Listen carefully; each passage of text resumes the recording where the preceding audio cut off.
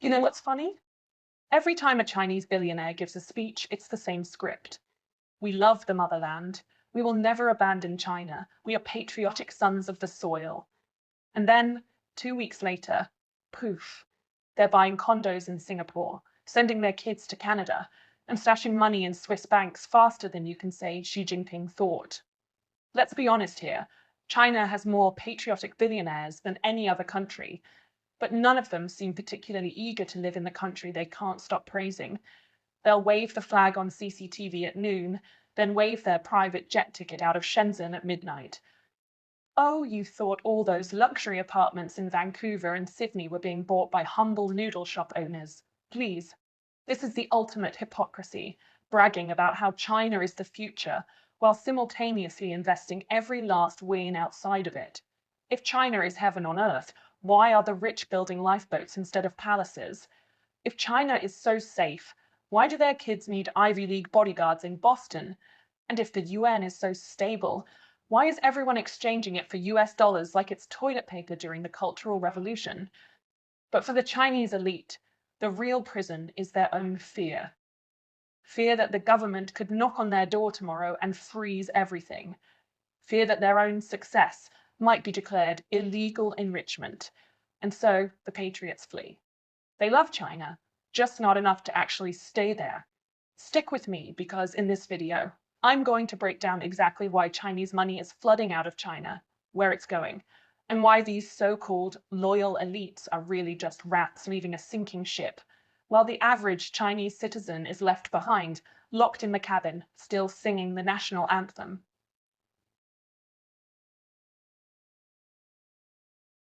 So let's say you're a Chinese billionaire. You've made your fortune patriotically, which usually means you either A, sold overpriced apartments to people who can't afford them, B, invented a tech company that got instantly cloned by 10 others, or C, married the daughter of some party official and called it entrepreneurship. Congratulations, you're now rich, respected, and also, unfortunately, one minor policy change away from being declared an enemy of the state. But don't worry, I've got your escape plan ready. Step 1. Give a speech about how China is the best place in the world to invest. Make sure CCTV films you waving a tiny flag. Step 2. Immediately wire your money out of China before anyone notices.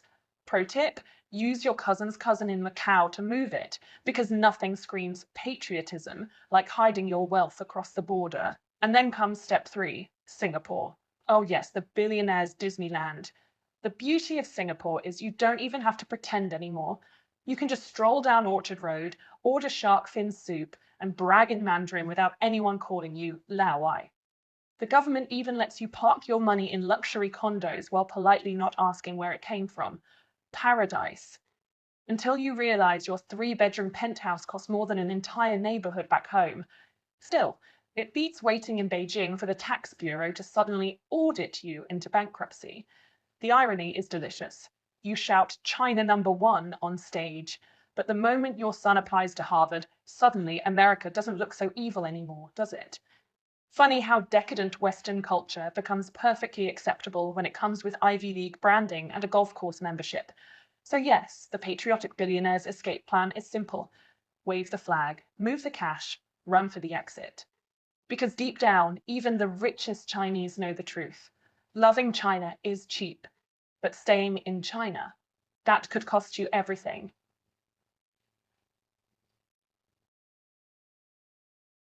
All right, billionaire, you've made it out of China. Congratulations.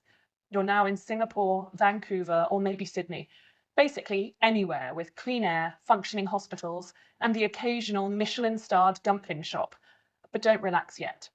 Now comes step 2 of the Great Escape Plan, shopping for overseas happiness. First order of business, property. Because nothing says, I'm terrified of my own government like buying 5 condos in one building. It doesn't matter if you never live in them, you just need enough square footage to store your paranoia.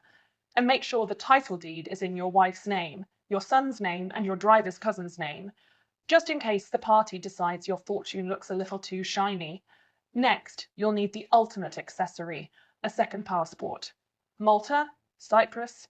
Grenada? Who cares? As long as it lets you open a foreign bank account and skip the domestic flight line, it's worth it. Patriotism is great, but nothing beats the feeling of boarding a plane with a passport that doesn't scream, "Please search me for undeclared gold bars." Of course, you'll also need to diversify your leisure portfolio. That means one yacht, preferably docked in Singapore or Monaco, one mistress, conveniently located in Hong Kong for business trips, and at least one child enrolled in an Ivy League school to make sure the family brand looks global while you're dodging questions back home. See, the trick is to live like a king overseas while still pretending to be a humble servant of the motherland when you fly back for photo ops. One week, you're clinking glasses of Chateau Lafite in Paris. The next week, you're in Beijing eating baozi in front of the cameras to connect with ordinary people. Oscar-level acting. And so, step 2 of the patriotic billionaire's escape plan is complete. Buy overseas happiness, keep one foot in China for appearances, and make sure your accountant knows how to say no comment in 3 different languages.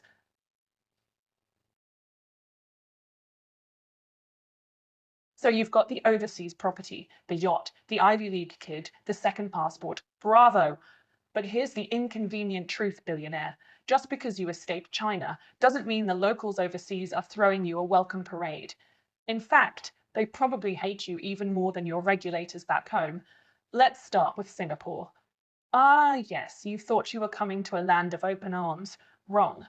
Locals see you as the reason their HDB dreams cost more than a Tesla. When you stroll into Marina Bay Sands with your diamond-studded Rolex, they're not impressed. They're silently calculating how many years of CPF contributions your single baccarat session just wiped off their housing fund. To them, you're not a patriotic refugee, you're just the walking inflation rate.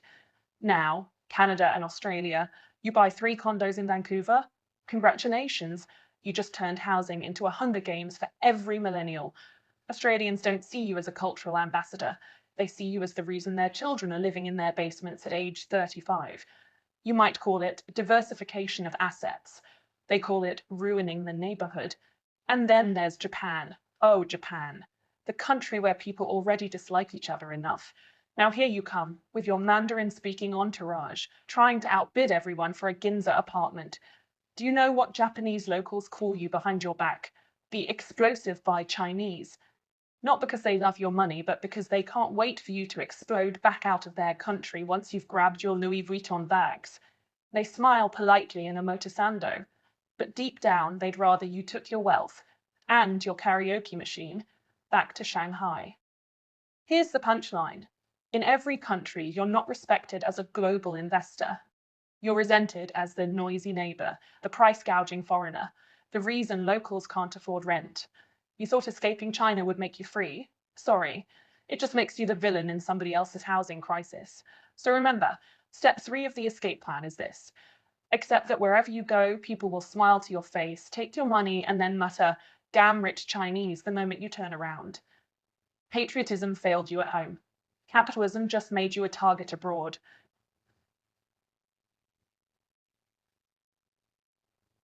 Here's the cruel joke, billionaire. You escaped China, but China never really lets you go. You may be sipping Bordeaux in Paris or walking your Pomeranian in Shibuya, but every time your phone buzzes, your heart skips a beat. Is it your stockbroker? Or is it that friendly reminder from the homeland that loyalty is not optional? Because let's be honest, being rich in China is like owning a golden cage. Beautiful to look at, but one wrong word, and suddenly that cage slams shut. That's why even overseas you're paranoid. Your WeChat account, monitored, your relatives back home, hostages by proxy, your wealth, always one anti-corruption campaign away from being labelled stolen from the people. You can buy all the Singapore condos you want, but when Beijing wants something, it doesn't care about your new penthouse view. They'll send you a polite little note, or worse, an extradition treaty draft. And suddenly your $1 million Plan B feels like Plan Z. And let's not forget the mysterious disappearances. Remember Jack Ma? He didn't vanish into thin air because he was on a yoga retreat. Every billionaire in China saw that and thought, ah, so the rules are, there are no rules. Now you're in Tokyo trying to enjoy sushi, but you flinch every time the waiter asks another drink. Because maybe he's not just pouring sake, maybe he's pouring intel back to the embassy. This is the reality of being a patriotic billionaire in exile. You smile for photos in London, but you whisper on encrypted apps at night. You donate to local charities, but you secretly wonder if it's better to keep a go bag ready by the door. You escaped the cage, but the cage has Wi-Fi, and it's following you wherever you go. So yes, step 4 is paranoia. You don't just run from China. You spend the rest of your life looking over your shoulder, wondering when China will come running after you.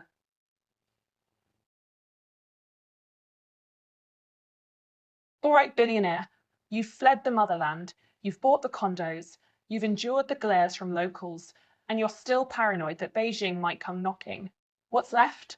Simple. You turn hiding money into a full-time Olympic sport.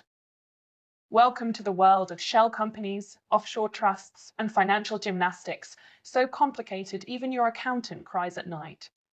One holding company in the British Virgin Islands, another in the Cayman Islands, a consulting firm in Singapore with 3 employees who don't even know they work there.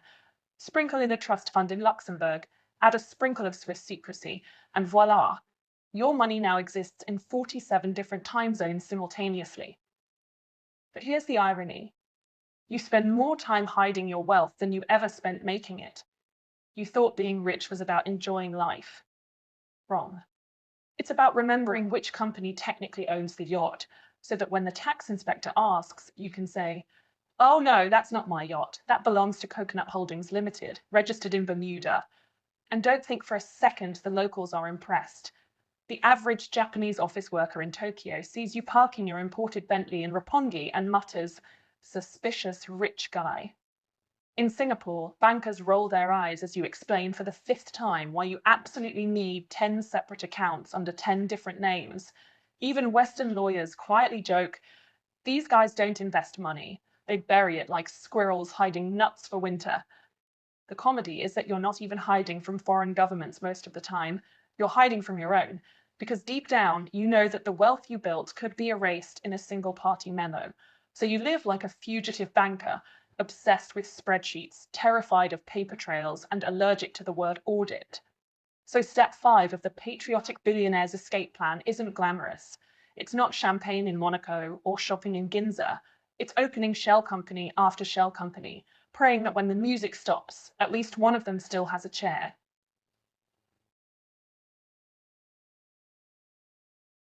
And here we are, the final step in the great patriotic billionaire escape plan. After all the speeches, the condos, the shell companies, the yachts, and the Ivy League brats, what do you get? Misery. Pure, imported, duty-free misery. Because here's the truth. You don't belong anywhere. In China, you're terrified of getting purged. In Singapore, you're just a cash cow with a bad accent. In Canada, you're the reason everyone hates foreign buyers. In Australia, you're the punchline at every barbecue. "Oh, mate, another Chinese bought the whole street." And in Japan, let's just say the bowing is polite, but the muttering is brutal. Explosive buyer. That's your legacy. Not culture, not respect, just bulk buying with zero charm. And let's talk about your kids, the spoiled second generation parachute kids who can't speak proper English, can't survive without a chauffeur, and spend their lives Instagramming luxury handbags while whining about racism. Locals don't see them as global citizens. They see them as walking credit cards with zero depth. Congratulations, you've raised influencers instead of heirs. The cruelest irony? Despite all your efforts, you're still a prisoner. Not of China, not of the West, but of yourself. You've got money everywhere, but home nowhere. You can't go back. You're not welcomed abroad. And the more you spend, the lonelier you get. You're the billionaire version of a stray dog, dressed in Gucci, barking in 3 languages, but belonging to no one. So step 6 is the punchline of the entire saga. You've run, you've hidden, you've bought, you've bragged. But in the end, you're rich, homeless, and completely unwanted. The motherland doesn't trust you. The host countries don't respect you. And deep down, you don't even like yourself.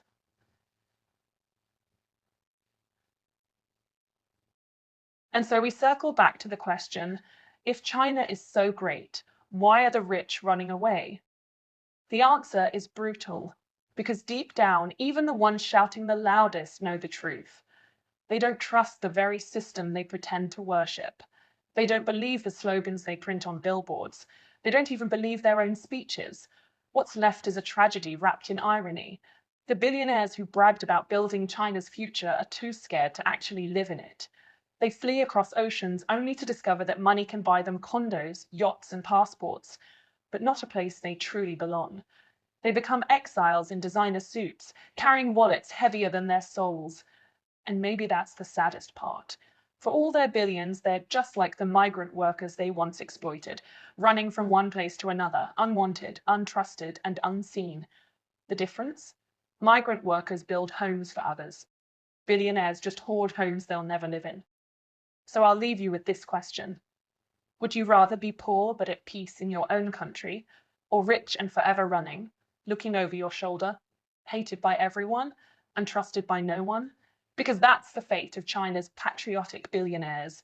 Not heroes, not leaders, just fugitives with frequent flyer miles,